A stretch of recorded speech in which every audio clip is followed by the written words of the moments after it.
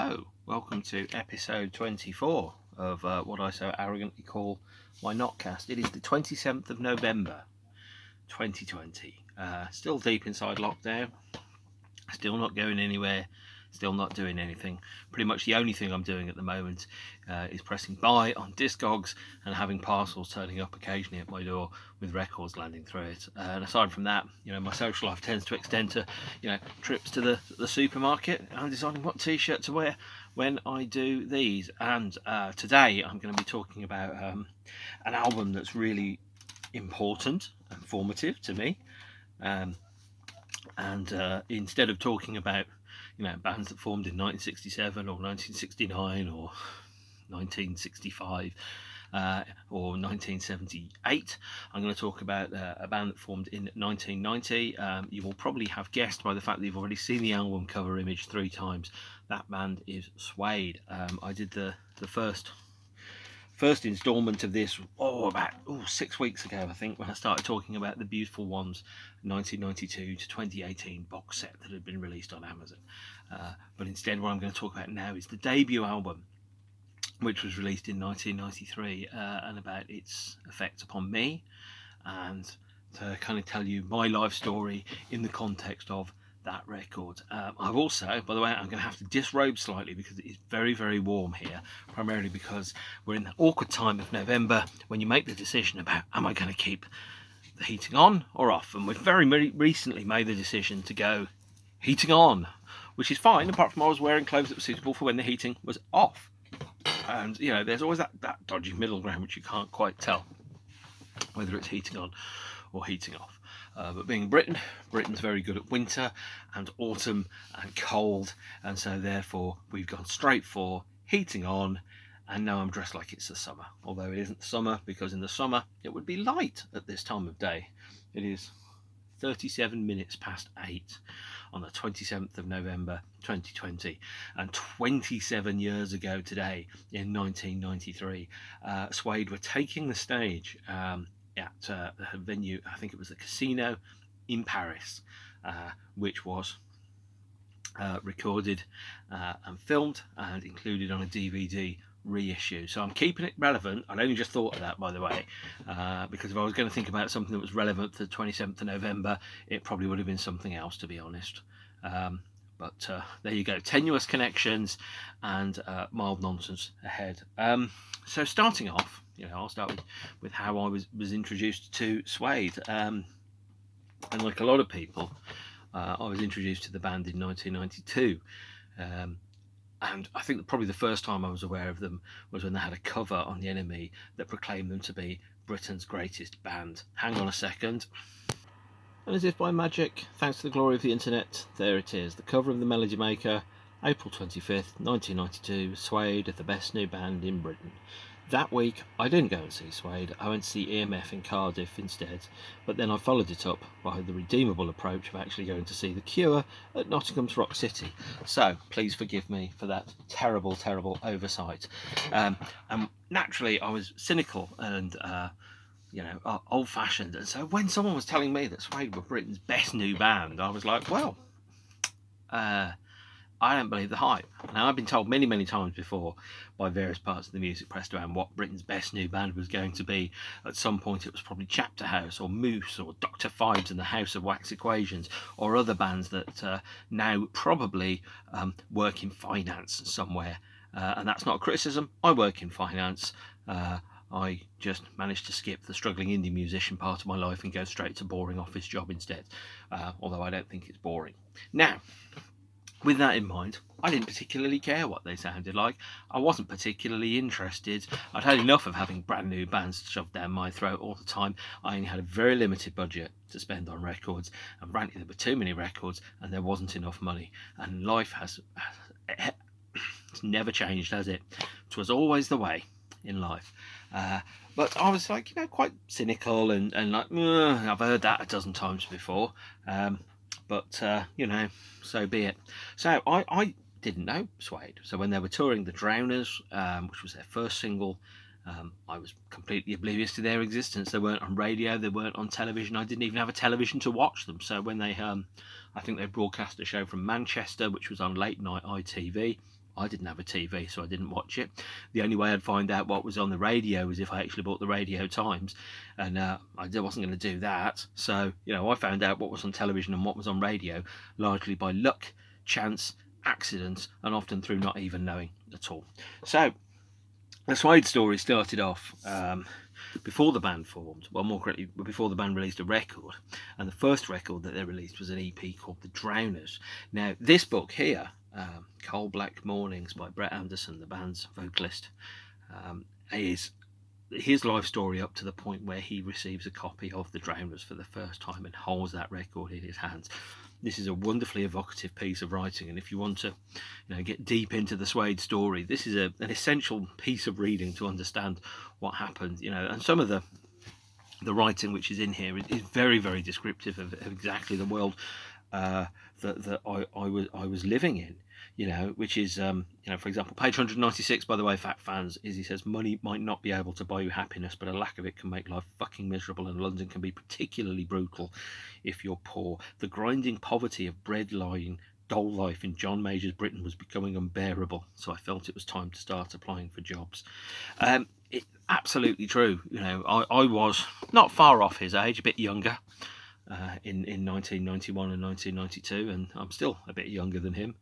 And certainly my experience of being poor and broke in the 90s was really brutal. I remember, if I didn't have 50p for a bus, then I had to walk an hour and a half, and I walked that hour and a half to save myself the 50 pence, because I didn't have the 50 pence to spare. My diet was largely made out of, for example, discounted bread, food that had just been put out. By the way, about 4 o'clock, 4:20 at the supermarkets was the time when the discounted out-of-date food came out, and it was really kind of eked out and stretched out, and I became an enthusiastic but incompetent amateur cook, because that was easily cheaper than eating nothing but takeaways. And so for the first week when I went to university, I went to Leicester University. The first week I lived off chips at the chip shop, and then I realised I was going to run out of money and I better start learning how to cook. So I learned how to cook by opening, or more correctly buying chips, and then reading the back and went, okay, oven 20 minutes, pierce with a fork. Oh, I've got a fork. Okay, and that's how I learned how to cook, is by reading instructions. I would say I blame the parents, but to be honest, it's my fault. I never showed any interest in cooking, which is, it's good to know that I'm reliable, dependable, predictable, depending on your point of view, and thus have not changed ever since. So, Coal Black Mornings by Brett Anderson, absolutely essential piece of reading. Really helps detail the band's early years and what it was like to be poor and broke and enthusiastic and full of hunger in the early 90s. And that led up to the point where, they became Britain's best new band, according to Melody Maker, and I was still oblivious to their existence. So, for example, their first single, which is an EP called The Drowners, which is released here, 3 songs, The Drowners, My Insatiable Ones, To the Birds. One of the best debut singles, EPs, ever released by anybody, ever. And if you want to disagree with me, I will fight you and I will win. Hopefully I don't want to fight you. I'm a lover, not a fighter, baby. But The Drowners was released, as a single. Got fairly good airplay. Got radio sessions. Got TV appearances.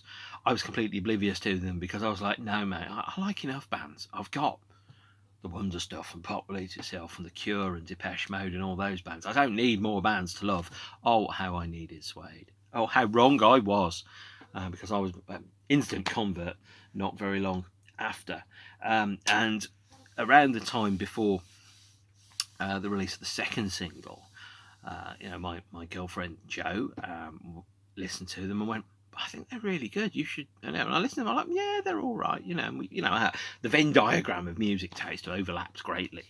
And I think one of the things is when I was that age, it was like, well, if you don't like the same music as me, I can't like you. That probably still applies now, actually, come to think of it. As far as I'm aware, I don't have any friends that are fans of Simply Red, and I intend to keep it that way. And if you're a fan of Simply Red and I'm your friend, well, that's great, but let's never speak of it again. And I will never speak of the embarrassing bands that I like. But we went to see Suede at Leicester University on the 19th of October 1992.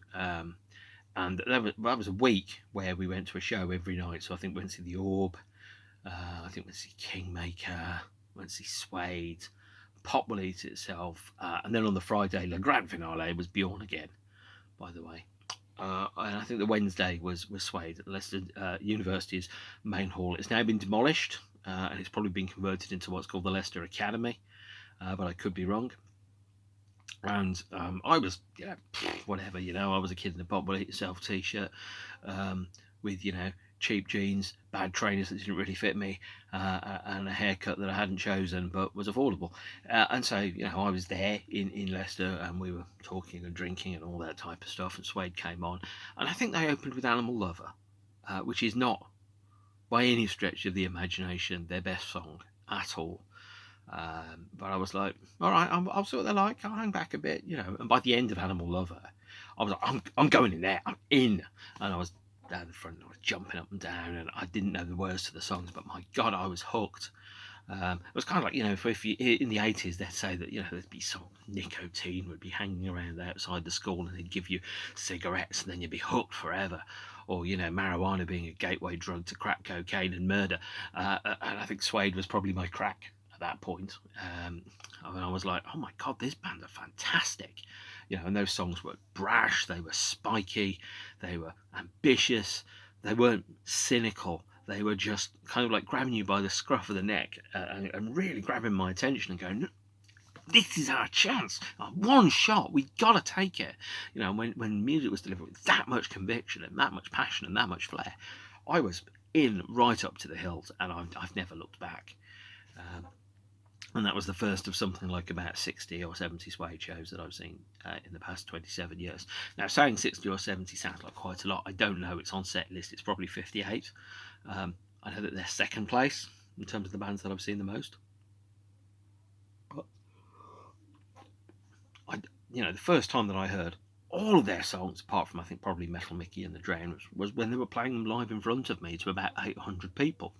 And so, now you can imagine the first time I heard Moving. I think they just added Animal Nitrate to the set. So the first time I heard Animal Nitrate was being played 10 feet in front of me. That's one hell of an initiation into a band. Really, really is. And also, I think the band were surfing at the crest of a wave at that point. Is that they literally, had gone from not being able to get arrested to not being able to walk out down the street without being arrested. And so taking the debut single of The Drowners to one side, let's just quickly kind of look at the iconography that we've got on this. So this looks on itself, like a very bold, very different cover to the kind of stuff that was coming out at the time. And this is a naked woman who's been painted to look like some kind of gangster, holding a gun. It was pretty ambitious, considering that some of the record covers that we had at the time were pretty much a dearth of flair and graphic design, and some of them were really dull and boring. And not only did we have that to deal with, we had to deal with the fact that the only music that seemingly mattered to anybody in any configuration at that point in time was Nirvana.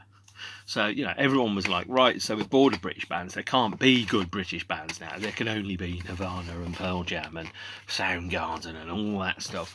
And, the bands which I'd grown into loving 3 or 4 years previously, bands like the Wonder Stuff and the Mission and people like that, were starting to fade out of the public consciousness in terms of it was getting harder for them to get on television. And then all of a sudden this came up, and it was like it was a band that really spoke to me about the world that I lived in and the world that I experienced. And it was cats hissing at each other out there. I might have to pause this and let a cat out. Hang on a moment, I'll be back. Sorry, if I'd been more rehearsed, I would have done "I'll be back." But since I'm the only way I resemble Arnold Schwarzenegger is in my overall weight, that's a completely different set of matters. So for the first time in quite a while, I'd found a band that were talking about a world that I recognised. Now, when we're talking about bands in the rest of the world, or films, for example, films are all shot in America. They're all shot in a version of reality that I've never experienced on a day-to-day basis. Music was the same thing. Lots of it was recorded and written, and lyrics were not about the world that I knew. Nobody was talking about escalators or paracetamol or drowning in your room to a popular tune or any of that stuff. There was no ambiguity. It was all quite, lyrically quite dull, quite prosaic, quite 1, 2, 3, 4, it dip dog shit kind of level of rhyming. Whereas there was some artistry in these words, and hearing my Insatiable One played live in front of me. Well, it was almost like a road to Damascus conversion. I felt like an indie version of John Belushi in the church in Blues Brothers, who suddenly the light had broken down. Like, hallelujah, I see the light, I see the light. And I was like, drawn up, and then I came back down, and I was still playing air guitar, and I still had cheap jeans and bad band t-shirts and all that type of stuff. But that didn't really matter, because all of a sudden I'd found this band, and this band called Suede. And the band at that point were touring in support of Metal Mickey, their second single stroke EP, which had a couple of B-sides which they were playing live. They had He's Dead, which they played live pretty much every show that they played with Bernard, and Where the Pigs Don't Fly, which I think they only played live once at the London Horse and Groom in 1992, and then I think they brought it back about 26 or 27 years later. Now that was a fairly interesting way to start your career. And at this point, the band were a big draw. There was a lot of appetite for it. So I got to learn the songs off the debut album by listening to the bootleg tape, which I bought off the tape guy on the Sunday. He'd recorded the Leicester show on his player, and he was selling the tape for £5 with some radio session tracks on the B-side. And that was how I learned to love the Suede debut album, was listening to shittily recorded live versions for months on end. So, by the time that... Moving or Animal Lover or something like Sleeping Pills had come out, I'd been hearing the live version for 6 months already. And that's not to show off, that's just the only way you could get hold of the songs. And this, by the way, is the Suede bootleg LP, I think, that was released in maybe late 1992, which consists of a bunch of demo recordings and recorded. It says here on the notes which I copied out from the fanzine, November 1991 for the Drowners, My Insatiable Ones, To the Birds, Moving and Be My God, and then January 92 for Metal Mickey, Pantomime Horse and the Drowners, and then again To the Birds, My Insatiable One, Dolly and Sleeping Pills were recorded in March 1992. So these were, you could buy this. This was the first Suede album that I owned, and I was like, God, that band, they're something, they really are. So at the time that the band released their debut album, they'd spent a lot of time, doing an awful lot of other things. Now, even I think before the debut album came out, there might have been a couple of bootleg CDs that have come out. But I'm kind of getting ahead of myself a little bit in terms of the story. But I'm going to go and jump back to it later on. So single 3, Animal Nitrate, still played live to this day. I think this is the song that I think I've seen Suede play the most, and it's a great song, and it's backed with Painted People and The Big Time. Now, the Painted People is a song that they played a couple of times live recently. They did like a B-sides gig in 1997. I think they played it at one of the shows in 2015. Now they played it at Bexhill in 2015. Anyway, great song live, but very unexpected, raw, raucous. Now, a lot of these songs, the early songs, were the subject of being written in small, cramped, loud rooms by loud bands. And, next door to Suede was probably Dumpy's Rusty Nuts or some other terrible band that you've never heard of. And on the other side was another band that probably were equally loud. And so the band were probably literally fighting to be heard over the sound of two shit bands on either side of them. That explains why a lot of the songs on the debut album are great live songs that don't always necessarily stand up fully to repeated listening 30 years later. On one of the versions of the album, Brett posits an alternate track listing for the album, but I think I want to get to that kind of later on. But it's really interesting to hear the opinion which I have is one that he shares. Now, this is a rarity. This is the American version of the Drowners CD single, which was in the wrong place in my collection, by the way. So the Drowners was released with My Insatiable One, To the Birds, The Big Time, and a live version of He's Dead on it. But I'll come to that shortly. So I'm going to go sequentially through, I think, some of the B-sides and some of the other bits and bobs. So after Animal Nitrate, and by the way, I should point out, Animal Nitrate has an incredible intro. And the really strange thing about Animal Nitrate is once that intro is finished, you never hear that guitar part played again throughout the rest of the song. So it's only played once, right at the intro, and then as soon as all the drums kick in and the song starts, you never hear it again. Brilliant trick. Took me about 26 years until Bernard Butler pointed it out on YouTube. That actually, that's exactly what happens. Is also, by the way, if you have the Royal Albert Hall 2010 DVD, you can see me playing air guitar to Animal Nitrate if you know where to look in the intro. And if you don't know where to look, I'm probably not going to tell you. So there's Animal Nitrate for you. It's just a classic. But the next thing which comes up is the debut album, Suede, 11 songs by Suede, and this comes in a multitude of formats. This is the 1993 Nude Records CD.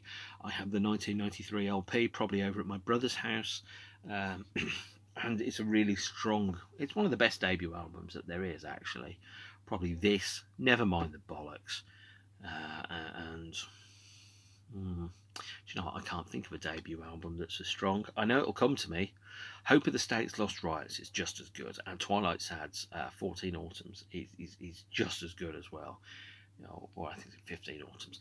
Great debut albums. This is one of the great debut albums of all time. There is not a stinker on there.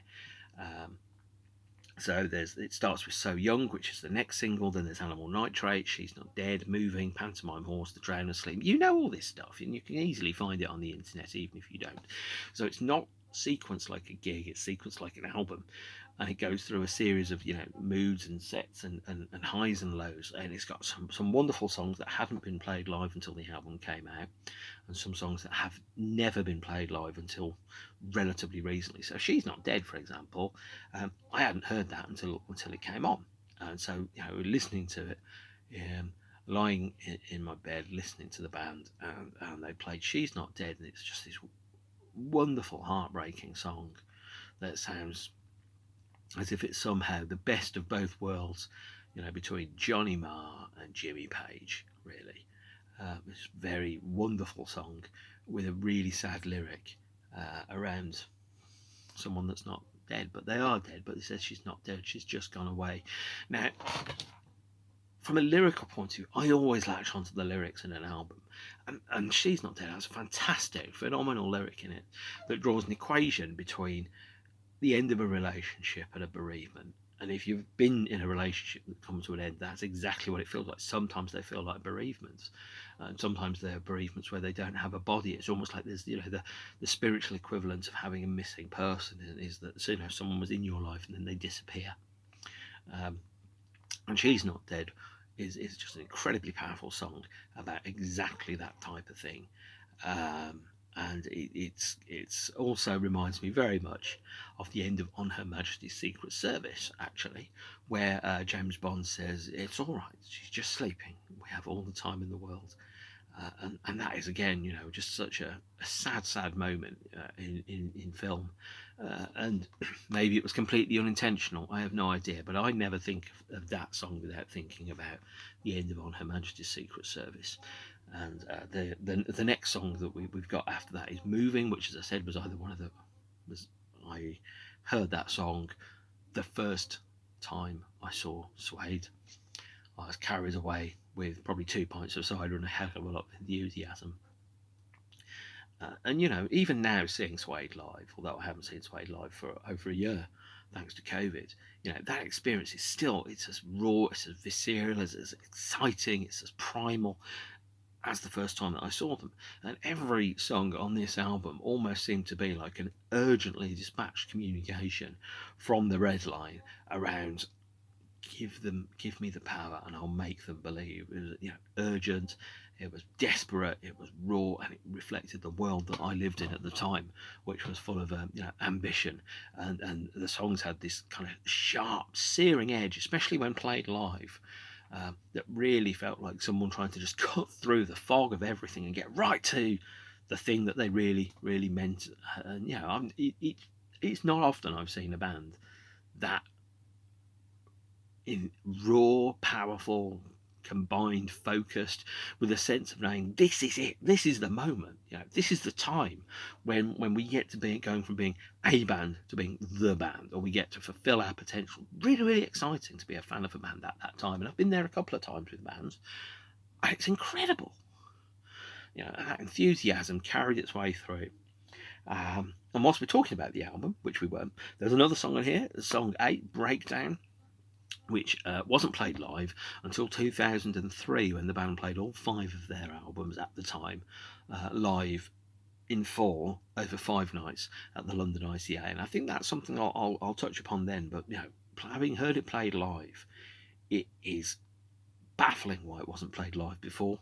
Apart from the fact that you need about 40 guitars to play it correctly, and Richard Oakes only has 2 hands, and so does Neil, but they managed to do a good job of it. Now, the album ends with 3 songs: Metal Mickey, Animal Lover, and The Next Life. And again, Metal Mickey is a song that they play near enough every show since it's been released. There's been some promotional shows. I've been to a few of those. There's been some in-stores. There's been a B-sides gig. There's been a couple of others where they haven't played Metal Mickey, but generally 95% of the time they will play Metal Mickey live, and there is nothing like seeing Metal Mickey played live by 5 adult men that just really bloody love it. It's just wonderfully enthusiastic, and you only get carried up with it. It's almost like a roller coaster. I don't want to quote Ronan Keating at you, but it's almost like that. And then there's Animal Lover, which is not my favourite song on the album. But a lot of the lyrics that are in this album are around heartbreak and betrayal, and I think there's an autobiographical reason for that, which is that Brett Anderson had found that his then partner had split up with him and was seeing somebody else, and there might have been a bit of overlap in there. I don't want to get too gossipy about things. I don't think that's fair, but there's a huge chunk of, in this album, a sense of someone who's been wronged by a lover, someone who's been hurt by a lover, but at the same point is also desperately keen and has something to prove. And I think that they proved it, all of them proved it, whether they needed to. And they managed to make an album which even to this day stands up quite well. And the last song on the album is The Next Life. The Next Life is probably the song I want played at my funeral. Primarily because if you aren't crying at the start, you'll be crying at the fucking end. I know that. And that's why I wanted it played at my funeral, because I'm bloody lovely and you're all going to miss me, like the band said. Now, on The Next Life, there's some wonderful lyrics there. I'll see you in the next life, where we'll fly away for good, and we'll go down to Worthing, and we'll work there, and we'll flog ice creams till the company is on its knees. And it's just wonderful and powerful, and it's exactly what you need to end an album like this with. And when I heard The Next Life, and I kind of thought, we thought we knew Suede. This is something completely different, and miles. It's like suddenly the band had gone from being this wide vista of guitar music to suddenly just going, I'm just going to break your heart like that, casually. Incredible song. And I'm always reminded of when I saw Suede at the O2 Arena in London in December 2010, and they played The Next Life, and behind me the fucking idiots were talking about getting Take That tickets whilst I was listening to the band that I love playing the song that's going to be played at my fucking funeral. And since violence is illegal and I am a wimp, I didn't do anything about it, but I still remember them, and I still think that they were disrespectful asshats is probably the nice way of putting it. So now, I can't confirm this, but if you were in France and you bought the Suede debut album from FNAC stores, I think you were given a copy of this CD single, which is He's Dead and Where the Pigs Don't Fly, which was included in the first edition of it. It's probably quite rare, this CD. I have no idea. I bought it an extremely long time ago. It's quite a nice picture on the front. But FNAC oh yeah, it is FNAC there. FNAC had a habit of putting exclusive extra goodies on the album, so that you bought it from that particular retail store. And as I mentioned, the band then went on tour, and they played the Glastonbury Festival, which is where this comes from. This is the Japanese version of the Drowners, by the way, which has the A and Bs of Everything on the Metal Mickey and Drowners single. And we also got it confused with this one, which is the American version of the Drowners, which has a live version of He's Dead from Glastonbury in 1993 in there. And whilst we're talking about Glastonbury 1993, I appear to have put the CD somewhere. I can't find it. But there is a compilation CD called In a Field of Their Own, which also has another track live from the Glastonbury Festival. Now, the band went on tour and they recorded and played a whole bunch of shows. So we're going to go into the world of bootleg CDs, albeit briefly.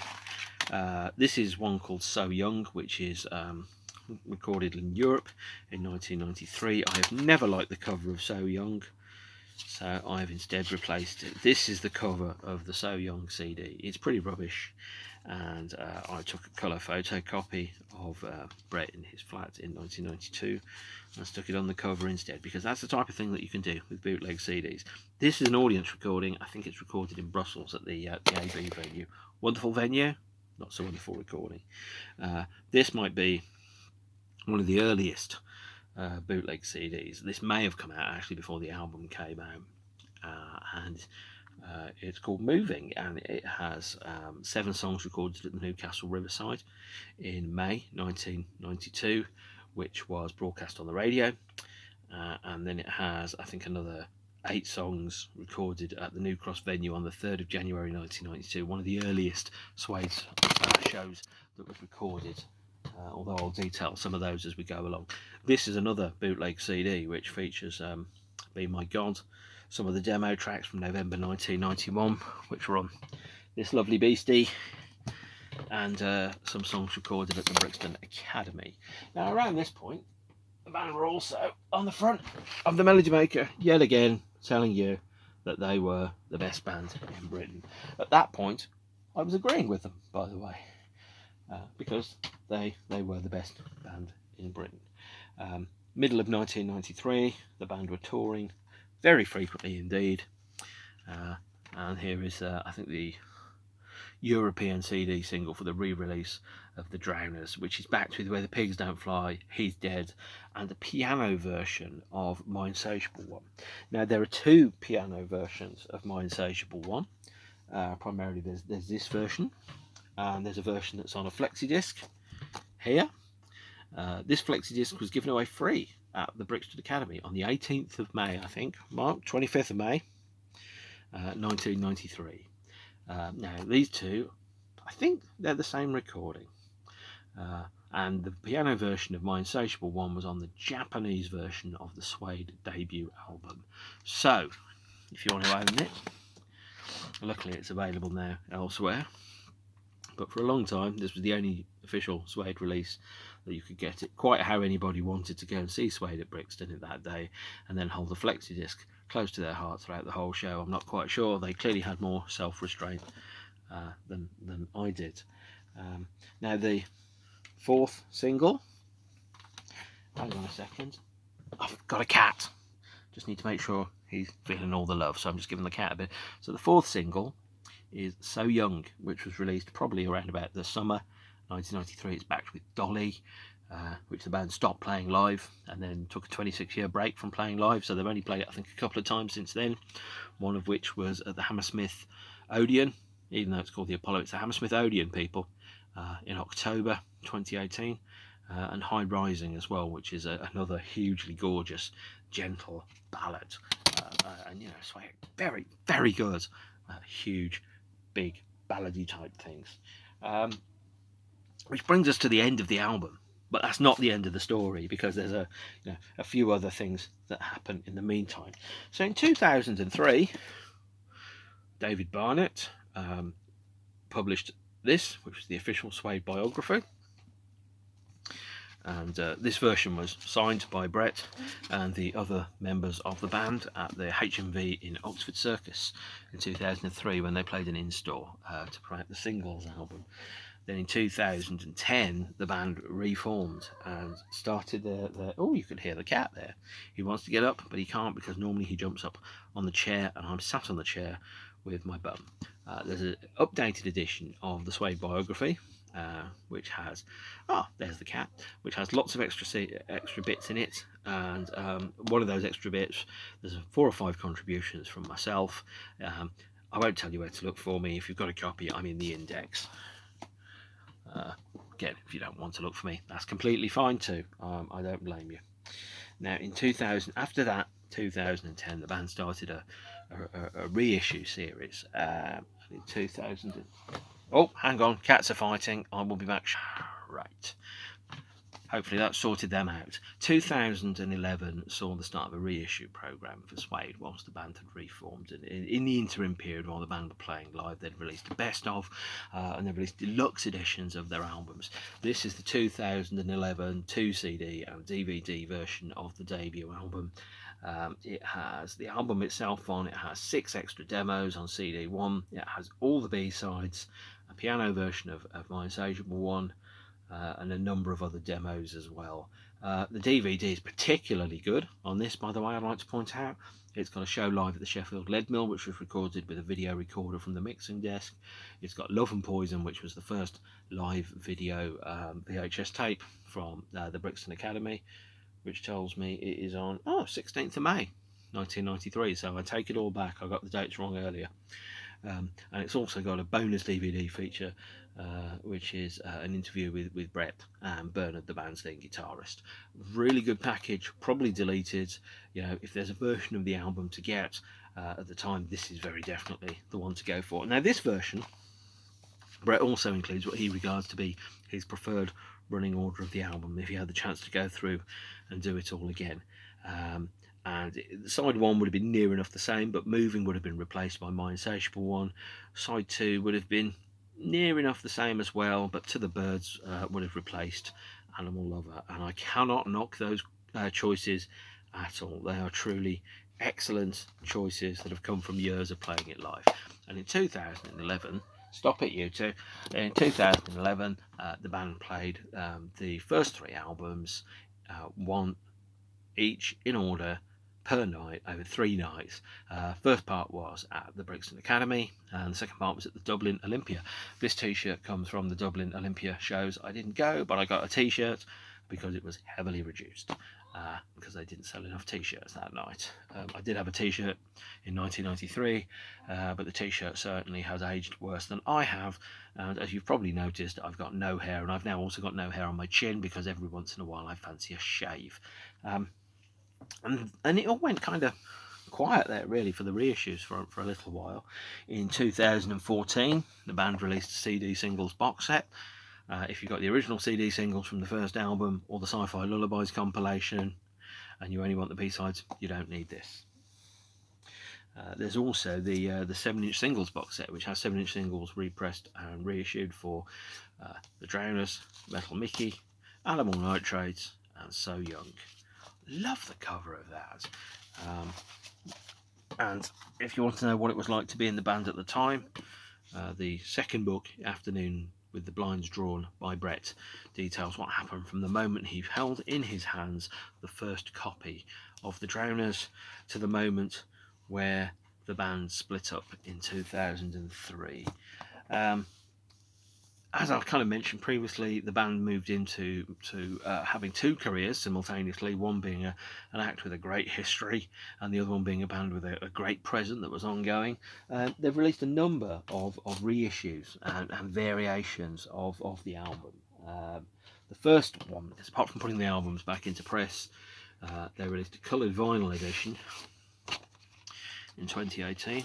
This version is on a very lovely shade of brown stroke purple, and this was the Amazon exclusive edition of the coloured vinyl 2018 albums box set. Now, Suede being Suede, the best time that they would actually put this box set on sale was in the middle of a gig playing in Holland, I think, at the time, and then released a limited edition of 1,000 copies of the coloured vinyl versions of all of the albums to date. At that point, with the exception of the Blue Hour, which you could buy separately. Now, this has the coloured vinyl editions of the albums in. So naturally I was standing in the street after a gig, steam pouring off me, having had a couple of drinks inside me, ordering a Suede box set for about £106 on my phone in the street in Holland, which is bizarre, but you know, that's the things that you do. Then in 2018 they also released 25th anniversary edition of the album. This is the silver vinyl double LP, which has all the B-sides, as well as My Insatiable One and the first vinyl version of Brass in Pocket. So if you want all the B-sides, you have to get the double album version. There was also another edition of it, which was a 4 CD and DVD edition that was released in 2018. If you bought it from Amazon, you got a signed lyric sheet for Metal Mickey, which Brett has signed. But just quickly kind of detail through this. This is 4 CDs and a DVD. It's the album, the B-sides. CD 3 is demos, monitor mixes, and a BBC One radio session. All of these tracks are demos, monitor mixes, and the BBC One session date from before the album sessions. For some reason, contractually, they decided not to license the recordings, which had happened after they'd signed the deal and were making the album. So there's the Rocking Horse demos, there's the Island demos, there's the East West demos, there's single monitor mixes, there's a Mark Goodyear session from April 1992. So there's a huge chunk of stuff which isn't missing, presumably because it would have meant they'd have to pay somebody. So for example, there's the Manchester Boardwalk show, which was on the television. There was the Newcastle Riverside show, which was on the radio. There was the New York radio session for 105 FM. There was the Glastonbury 1993 show that was recorded and released in part. There was what else was there? There's Brixton, of course, but that's not on here. That's on the DVD edition here. And there's a whole bunch of rough mixes and alternate takes from the album, which are circulating, but they're not on this, presumably because it would have cost money. And so the CD4 is live at the Sheffield Lead Mill in February 1993, which is already available in DVD form on this. So quite why it's available in audio form on here, I'm not quite sure, apart from the fact presumably they didn't need to ask anyone's permission for it. It's recorded in the audience, and it's a shitty bootleg recording, when there are official mixing desk quality recordings of at least 4 shows from that tour, which they could have put out. Hence the earlier one about Newcastle, Manchester, the American radio session, Glastonbury 1993, and Brixton. So it's quite unsatisfactory in my opinion, CD4. CD5 on this is 3 appearances on The Late Show or Top of the Pops, plus 3 songs live on Later with Jules Holland, and a 2013 interview with Brett and Bernard discussing the album. Again, not essential. If you have this version, you're going to feel that there's an awful lot of redundancy and overlap with this version, but Suede never wants to miss an opportunity to release some extra stuff. I've given you the option of owning this in return for about 35 or so human pounds, or if you want to buy the the silver vinyl edition, I think this was a Record Store Day version in 2018. This was about £25-30. I've ordered it 3 times. It's not arrived twice. And so I've been refunded twice. It took me a 3rd order, which only happened last month, for me to actually get this. Also in I think Record Store Day 2019, there was a reissue of the album on a different colour vinyl. This one's gold. If you're the kind of person like me who buys absolutely everything the band puts out, I might as well just set up a direct debit and pay them directly. It's not a criticism. I think I'd probably welcome a subscription model. It's certainly easier than having to go and try and buy the David Bowie live albums that get released every month in limited editions, and hope to God that you've got an internet connection and you keep some money aside in your bank account to make sure that you can buy it on a certain specific day every month. And that's a real crapshoot, actually. I don't understand why they don't go, well, actually just buy all 6 David Bowie limited edition live albums in one go, and we'll send them to you one a month. No, you have to buy them individually every month. They're great albums, but not perhaps the way to treat your fans. And I was hoping that the 2011 version of the album, oh sorry, the 2018 version of the album here, the 25th anniversary, would have a little bit more in terms of DVD content. It would have, you know, an extra live show. There's lots of audience recordings that are out there.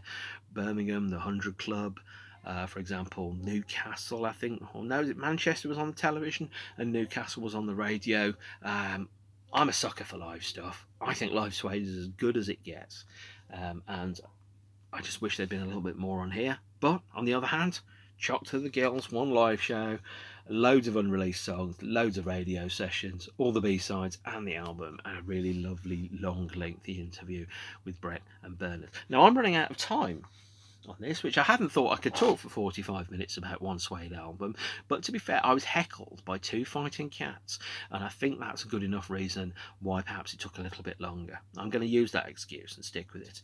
I'm going to talk about other albums that I've loved through the years as I go along. There's going to be no real rhyme or reason, apart from the fact that if I start with a band, I'm not going to start with album 3. I'm going to start with album 1 and I'm going to go sequentially through. But with a band like Depeche Mode, that means 15 consecutive episodes about Depeche Mode, and I'm not going to do that. So I'm going to break it up a bit and talk about various other bands as I go through. But certainly with that, Suede, the debut album, did legitimately changed my life. It introduced me to some very, very important people who I've loved and lost over the years, and I would never trade any of it. It was all worth it, as it says at the end of Jojo Rabbit. Was it whatever it is, you experience it and keep going through it. I'm running short of time.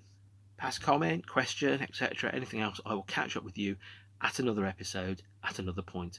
Thank you very much, and goodbye.